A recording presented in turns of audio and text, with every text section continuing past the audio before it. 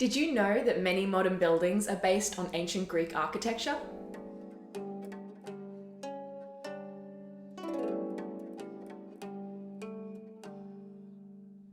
Hello and welcome to World History Encyclopedia. My name is Kelly and today's video is all about the incredible architecture that not only went on to influence Hellenistic and Roman architects, but which provided the foundation for much of the architecture of the modern Western world. Today, we are looking at the architecture of ancient Greece.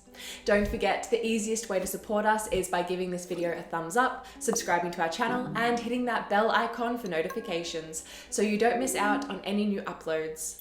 World History Encyclopedia is a non-profit organisation and you can find us on Patreon, a brilliant site where you can support our work and receive exclusive benefits in return. Your support helps us create videos twice a week, so make sure to check it out via the pop-up in the top corner of the screen or via the Patreon link down below. Some of the most exceptional and distinctive buildings from the ancient world were crafted by the architects of ancient Greece, and some of their structures, like theatres, temples, and stadia, became staple buildings in cities and towns from antiquity onwards in the Western world. The architectural feature of all or most of these buildings, and the one most commonly associated with the Greeks, are columns. There are 5 of what are called orders of classical architecture, and an order is basically a combination of a type of column, either with or without a base, with an entablature, which is what the column supports. This could be something like a frieze or a beam called an architrave. The 5 classical orders are Doric, Ionic, Corinthian, Tuscan, and Composite, though it was not the Greeks, but the Romans who gave them these names. The Greek architects created the first 3, and those 3 influenced the latter 2. The Doric column evolved from early wooden pillars. It is thinner at the top, it doesn't have a base, and it has a simple capital at the top.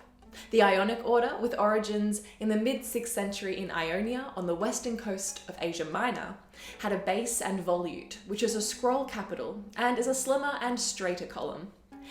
Then in 5th century BCE Athens, the Corinthian was invented, which is much like the Ionic column, but it's topped with a more decorative capital of stylized acanthus and fern leaves.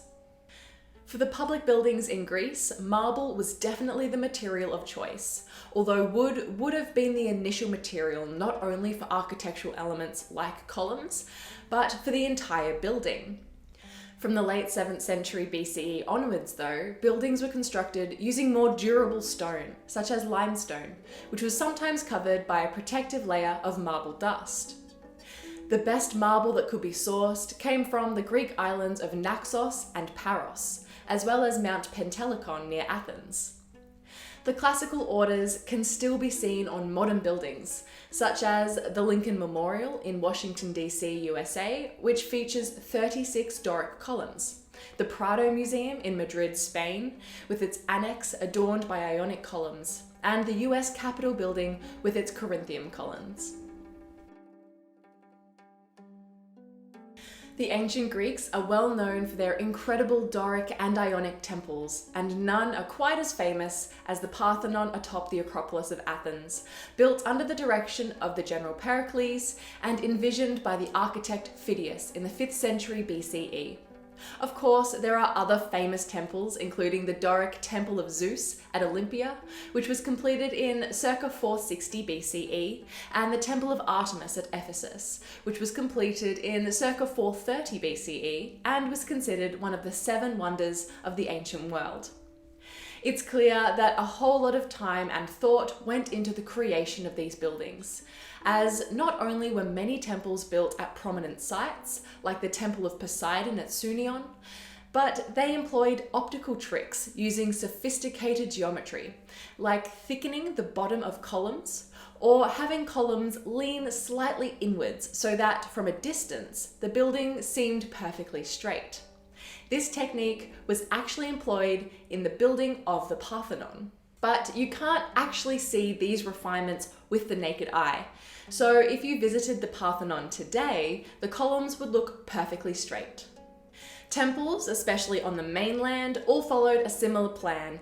They were almost all rectangular and peristyle, which means that their exterior sides and facades consisted of rows of columns.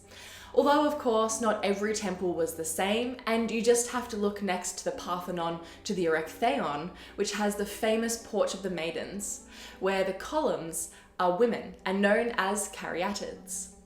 The regular style of temple was peristyle, which is when columns surround an inner chamber or space in a building, like a courtyard, and the whole thing was atop a platform, and the interior was paved with rectangular slabs.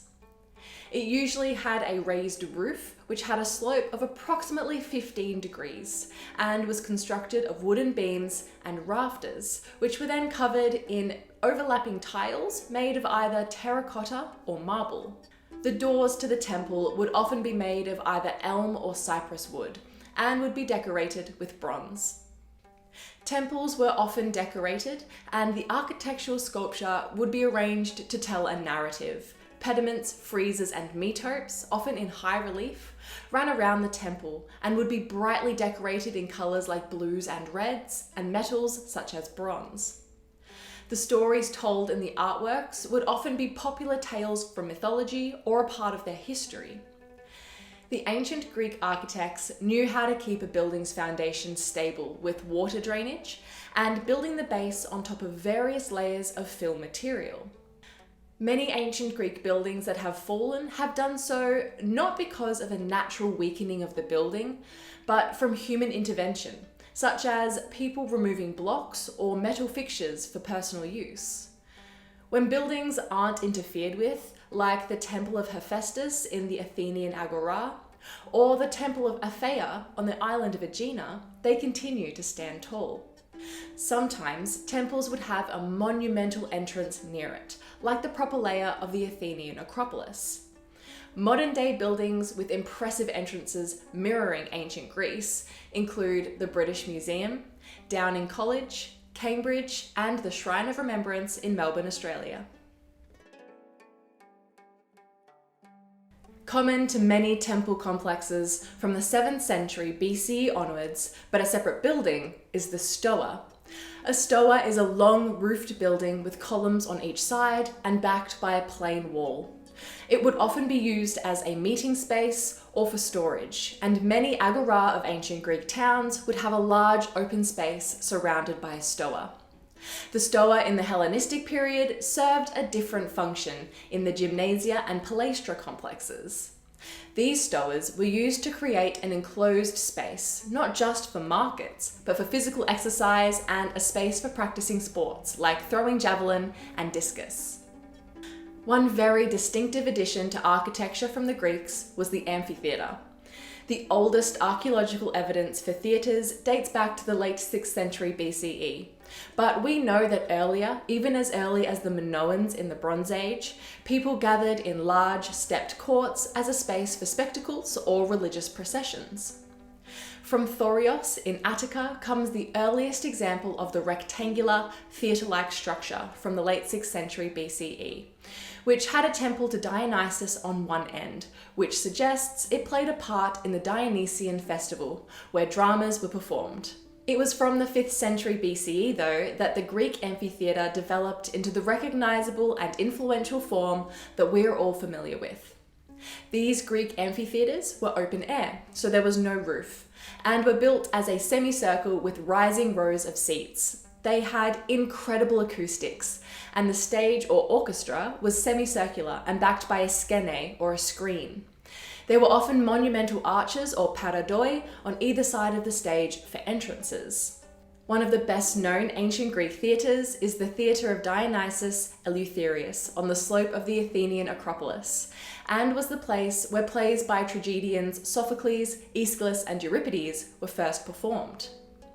The Theatre of Argos is one of the largest, which had a capacity for over 20,000 spectators. And the Theatre of Epidaurus is one of the best preserved, and is still used to this day. There was also the Stadium, which was named after the distance of 600 ancient feet, or around 180 metres, of the foot race known as the stade or stadion. The stadia evolved into having rows of stone or marble steps that were used for seating, which had divisions which made the rows of seats easy to access. Conduits were included to drain any excess rainfall, and during the Hellenistic times, vaulted corridors were added for a dramatic entrance for athletes and judges. The two most famous stadia are at Nemea, which seated 30,000, and Olympia, the home of the ancient Olympic Games, that seated 45,000 spectators. These ancient buildings became the models for later ones, right up to the stadiums and arenas of the present day. Can you see any features of Greek architecture in your hometown or city? Let us know in the comments below. If you enjoyed this video, make sure to give it a thumbs up and subscribe to our channel so you don't miss out on our new videos every Tuesday and Friday.